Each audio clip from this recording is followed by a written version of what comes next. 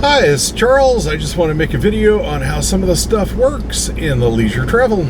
Okay, down here we have switches to air up and down this air suspension. Put air in this way, make the suspension firmer, let air off. Okay, this switch here is for when you're parked. You can tell it to use the chassis battery, which is that way, or the coach battery, which is that way. The switch turns on and off to fog lamps. This is the navigation system. Of course, you'll want to interface your phone with it. But on the back side of it are a couple of USB ports that are Velcroed in place so that you can plug your phone or whatever into it. And to get to most of the apps, you hit these squares. And they have like the basic apps and then a few apps that I installed on it. Of course, thousands more apps can be installed, like your Netflix and Prime Video and all those good things. But Waze was something I put on at stock. That's a navigation program that's online. And it'll come up and you'll have your happy Waze navigation.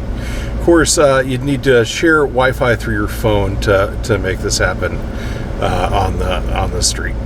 So behind the driver's seat is the central speaker, or it's the control speaker, and you hit this little button that kind of looks like a wrench to turn it on. And right now it's in AUX, AUX. And that means that it will get the sound from the front, from the stereo in the front. If you hit that button again, it'll say SKAA. Hit it again and it lights up BT and it kind of has the Bluetooth symbol. And when you do that, you can connect your phone, your tablet, anything else directly Bluetooth to it. So that's the main speaker. And one of the cool things, all four speakers can be controlled independently of one another.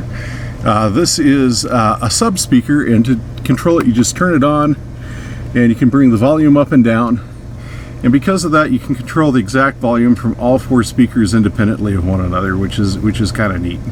These nice luxurious leather seats. They have up on the very front of them a joystick where they electrically move front and back. They twist, they turn, so that you can get it in the exact right position where you want it. If you want to rotate the seats to face into the cab, you need to bring them forward, like pretty much all the way. Then up under here is this little lever right there that you pull.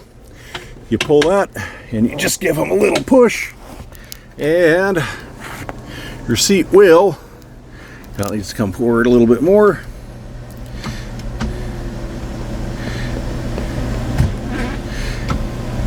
This power strip on the floor is different from the other power strips. It's connected to an inverter, so it can run off of the 12-volt batteries in the coach rather than off the generator or off shore power. So if you want to use 12 volt when it's quiet, just open up the dinette seat, and inside there's the inverter, flip it on, and then that power strip activates. So here is the happy refrigerator microwave. There's a 3-position switch here for gas to run it off of propane, 120 volts for shore power, 12 volts off of the 12 volt power. This switch locks the freezer. And if you open the freezer, there's a little switch right here you can flip to lock the fridge. Unflip it to unlock the fridge, so that when you're driving down the road, your groceries and everything don't go flying all over the place. The microwave is a convection microwave, which means that you can cook with normal heat and bake and get things to rise and all that. And you've got a metal rack that comes with it for convecting. Make sure to take that out when you are convecting, and you can put whatever on the plate when you microwave. Excuse me, take the metal rack out if you're using the microwave. You can leave it in if you're convecting. And we've always kept it in the nice styrofoam box so that it doesn't rattle when you're going down the road. So back here you've got the main control panel for the RV at the closet. So with the generator, if you want to turn the generator on, just push toward start and chuggy chuggy chuggy. Up she goes, she's running. Lights on, showing that you're running. The switch controls power from the generator. You can either run the microwave or the hot water heater. Actually, if you have propane, then you can run the hot water heater on propane, and you don't have to run it on 110 volt power. So this switch has literally been in microwave ever since this RV was built, never came off of it, because there really is no purpose of running the hot water heater off the generator, because you're either going to have shore power or you're going to have propane for the propane generator. So really the switch by leisure travel doesn't make any sense. Leave it in microwave. And to stop the generator, just touch right there. And this panel, right now I've got the hot water heater off. I could turn it on. It'd be burning propane if I did, because it's switched outside to propane. These are just lights and the water pump. And you can also hit these buttons and they'll show you what the different levels of the different tanks and stuff are at. Added some cool little lights to this thing. These things are kind of like reading lamps. Anyway, you just touch up here and it turns on. Touch and everything goes off. Touch again and it just glows, oops. Touch again and it just glows blue, which is kind of like a night light mode for just finding your way around when you don't want much light, just a little light. You have just the blue light on. This box under the dinette is the main 12 volt electrical fuse box for the RV. So pretty much everything that gets 12 volt power comes through here. So if you got lights that go off or something like that, you might want to check the fuse in there. We have the big Helke 4 skylight. And slide this to open it. Slide again for the bug screen.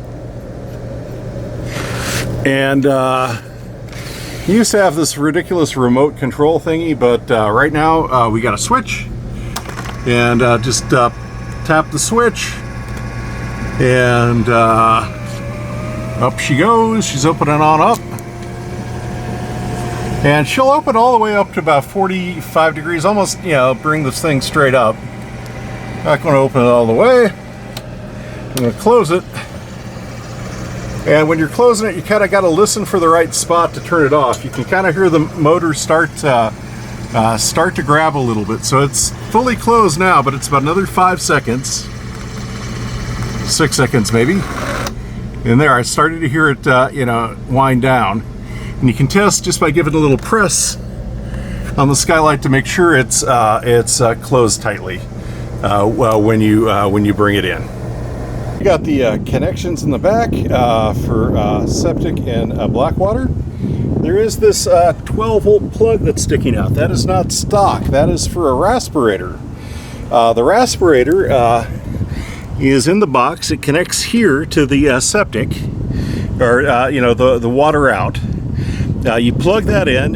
You run the septic out first, and it chops it up. And it chops it up and it moves it down a normal garden hose sized hose.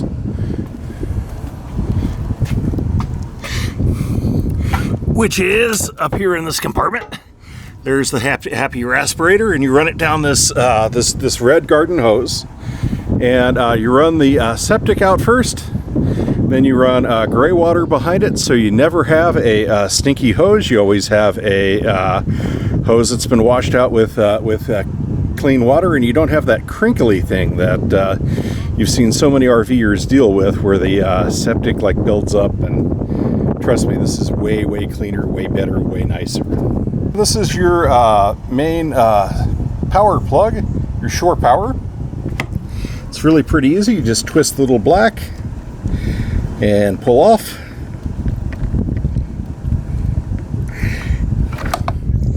And you got your line out. And when you put it back on, make sure you just line up the right size grooves.